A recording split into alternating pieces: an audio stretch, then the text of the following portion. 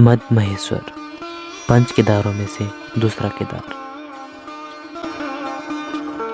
जहाँ से जुड़ी हुई हैं भगवान शिव और पांडवों की कथाएं। और मैं आपको ले जाने वाला हूँ इस रोमांचित सफ़र पर। तो आइए देखते हैं कैसा रहता है हमारा सफ़र और क्या क्या मुश्किलें और क्या क्या खूबसूरती देखने के लिए मिलती है। तो इस सफ़र की शुरुआत होने वाली थी रुद्रप्रयाग डिस्ट्रिक्ट के छोटे से गांव जगोट से, जो कि बहुत सुंदर गांव है। मेरे गांव से लगभग मदमहेश्वर की दूरी 67 किलोमीटर से। रात की खास बात यह है कि मौसम बहुत सुंदर है, क्योंकि मानसून में ऐसा मौसम दिखना बहुत ही रेयर चांस होता है।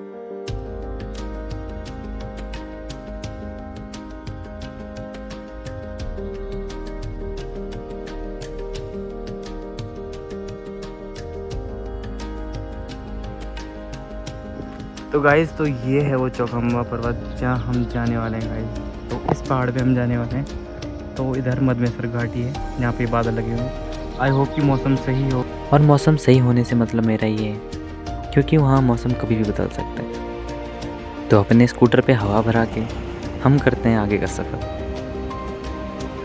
तो ये है मंदाकिनी रिवर, जो कि केदारनाथ से आती है।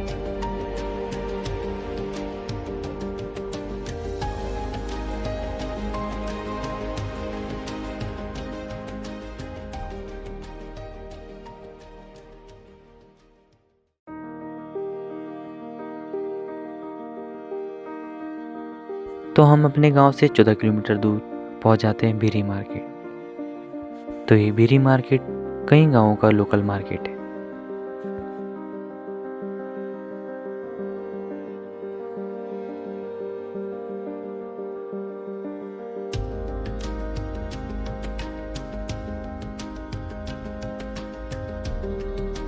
बिरी से लगभग मदमहेश्वर 46 किलोमीटर दूर है। तो जैसे जैसे हम अपनी मंजिल के करीब आ रहे थे, तो नज़ारे भी बहुत सुंदर हो रहे थे। अभी तो ये बस शुरुआत है, आगे तो और भी खूबसूरत नज़ारे देखने के लिए मिलेंगे। तो हम पहुंच जाते हैं कुंड। यहाँ से केदारनाथ और मदमहेश्वर का रास्ता अलग हो जाता है।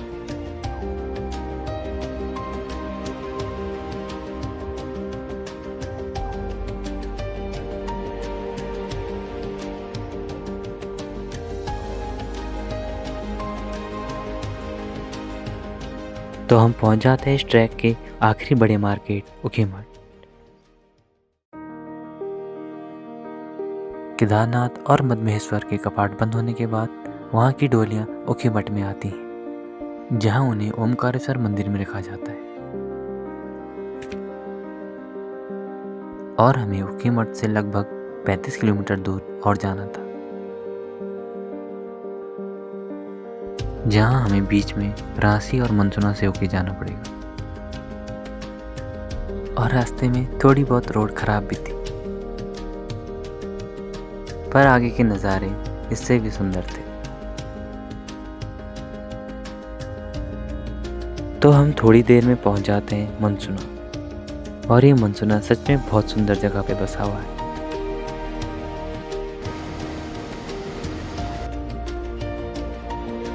मनसुना से मदमहेश्वर लगभग 30 किलोमीटर दूर है। और उससे पहले अभी आएगा रांसी गांव, जो कि लगभग मनसुना से 12 किलोमीटर दूर है। मनसुना और रांसी के बीच आता है एक सुंदर सा ब्रिज, जो कि बना हुआ है मधुगंगा के ऊपर, जिसे मदमहेश्वर गंगा के नाम से भी जाना जाता है।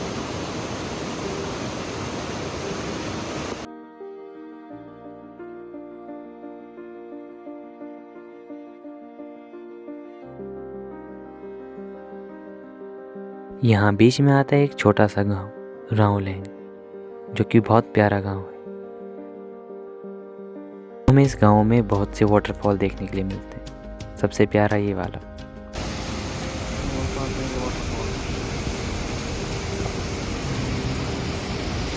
और ये रास्ते के नज़ारे हमारी उत्सुकता को और बढ़ा रहे थे। ये पहाड़ों की दुनिया शहरों की दुनिया से काफ़ी अलग है और काफ़ी सुंदर भी।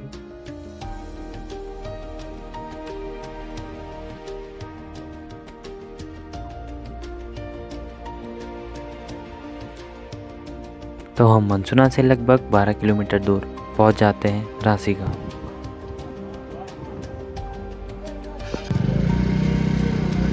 और इस सुंदर से गांव रासी से ही पैदल मार्ग शुरू होता है मदमेश्वर का।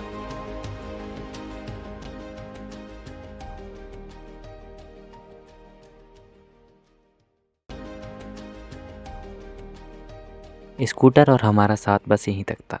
अब यहाँ से हमें रास्ता खुद देखना पड़ेगा। ये सड़क 500-600 मीटर दूर तक तो जाती है, पर लैंडस्लाइड के कारण ये सड़क बंद थी।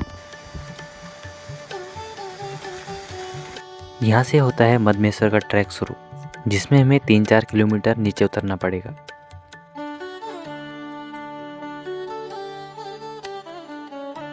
और रास्ते रास्ते में आपको कुछ खाने पीने की दुकानें भी देखने के लिए मिलती रहेंगी।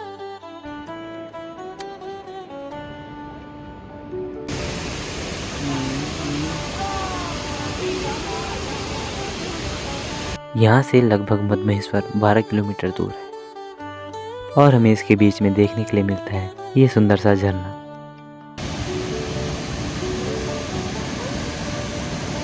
हमें यहाँ से आगे जाना है गोंडार गांव के लिए, जो कि लगभग 2.5 किलोमीटर दूर है।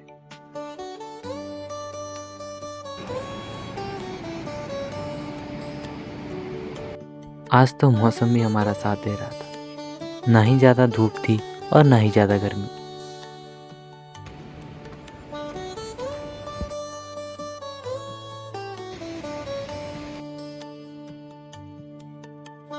अभी भी मदमेश्वर 11 किलोमीटर बाकी था।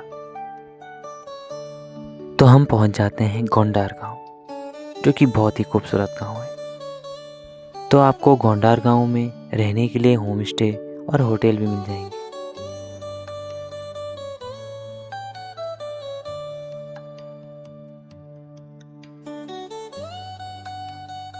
तो अब हम निकलते हैं मदमेश्वर के लिए, जहाँ बीच में हमें बारिश देखने को मिलती है, जहाँ हमें देखने के लिए मिलता है ये खूबसूरत सा ब्रिज और बहती मधुगंगा।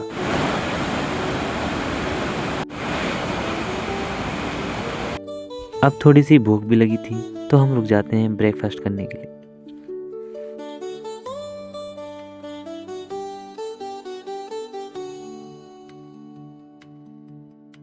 ये बारिश थी जो कि रुकने का नाम नहीं ले रही थी, तो हम निकल जाते हैं रेनकोट पहन के।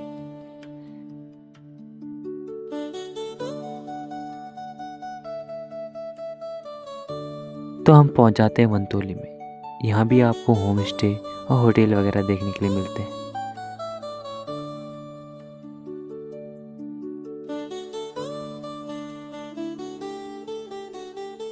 बारिश के बाद ये ट्रैक और भी सुंदर लग रहा था।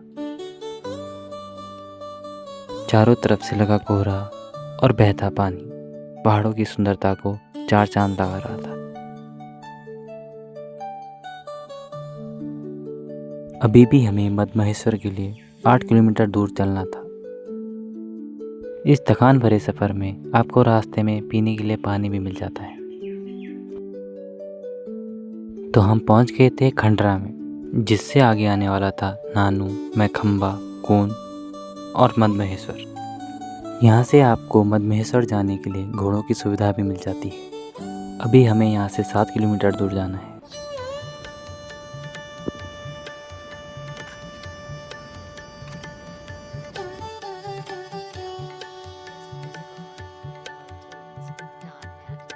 रास्ता थोड़ा मुश्किल है, पर मंजिल भी तो अच्छी है, यही सोचकर हम आगे बढ़ रहे थे।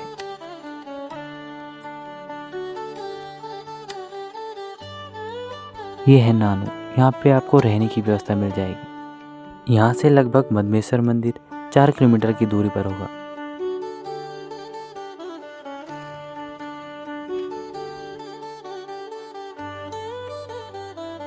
अब धीरे धीरे कोहरा पहाड़ों को ढक रहा था, जो कि बहुत सुंदर दिख रहा था।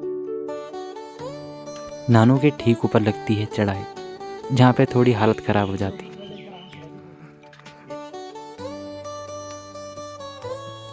अब यहाँ से लगभग मदमहेश्वर 3 किलोमीटर दूर है। बीच में आते हैं छोटे मोटे जंगल और रहने के लिए होम स्टे। तो हम पहुंच जाते हैं कूंचट्टी में। यहाँ पर भी आपको एक दुकान देखने के लिए मिलती है। यहाँ से मद महेश्वर 2.5 किलोमीटर दूर है। बस अब हम मंदिर से कुछ ज़्यादा दूर नहीं थे। थकान भरे सफ़र को हमारे मंदिर देखने की लालसा ने थका दिया था। बस अब इस खूबसूरती के पीछे छुपा हुआ है मद महेश्वर। तो फिर क्या, पहुंच जाते हैं हम अपनी मंजिल पर, मद महेश्वर। मद महेश्वर तो हम पहुंच जाते हैं पहाड़ों में बसी एक ऐसी दुनिया में जहां भगवान निवास करते हैं। 3300 मीटर की ऊंचाई पर बसा ये मंदिर शिव भक्तों के लिए कुछ स्वर्ग से कम नहीं। पौराणिक कथाओं का कहना है महाभारत युद्ध के बाद पांडव अपने पापों का प्रायश्चित करना चाहते थे। वह भगवान शिव से क्षमा मांगने के लिए कैलाश पहुंच जाते हैं, परंतु शिव भगवान उनसे नाराज थे। पांडवों से बचने के लिए भगवान शिव ने बैल का रूप धारण किया और धरती में समाने लगे। तभी भीम ने बैल की पूंछ पकड़ ली। इसी के स्थान में बैल का शरीर 5 हिस्सों में विभाजित हुआ, मद महेश्वर, जहाँ नाभि और पेट का भाग निकला।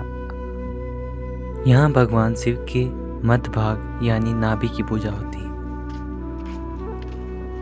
तो अब समय हो गया था आरती का, तो हम निकल जाते हैं आरती करने के लिए।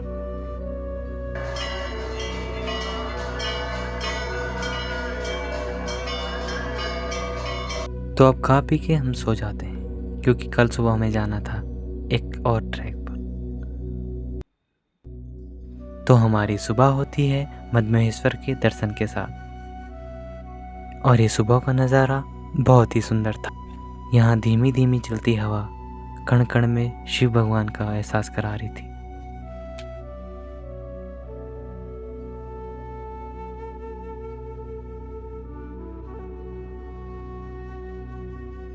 जितना जल्दी हो सके हमें बूढ़ा मद महेश्वर जाना था, जो कि लगभग 1 किलोमीटर दूर था, क्योंकि हमें वहाँ सनराइज देखना था और उससे भी सुंदर चौखंबा पर्वत।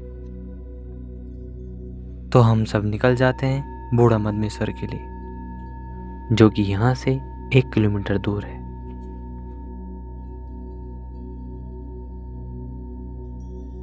बूढ़ा मद महेश्वर जाने के लिए हमें लगभग 1 किलोमीटर की चढ़ाई करनी पड़ेगी। एक रास्ता दूसरा भी है, पर हमने बुग्याल वाला रास्ता चुना। हम मंदिर से लगभग 800 मीटर ऊपर आ चुके थे और इस बूढ़ा मद महेश्वर बुग्याल के साथ हमें दर्शन होते हैं चौखंबा पर्वत के, जो कि बहुत सुंदर दिख रहा था। पर हमें ये पता नहीं था कि थोड़ी देर बाद चौखंबा पर्वत पर बादल लग जाएंगे।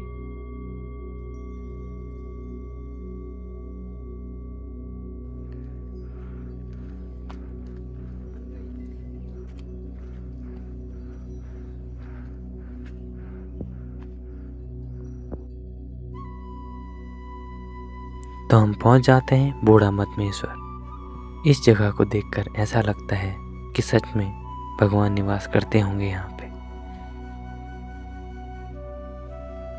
तो ये है चौखंबा पीक और ये आसपास के नज़ारे, और इधर साइड है आपका केदारनाथ पीक, ये देखिएगा, और ये पूरा चौखंबा।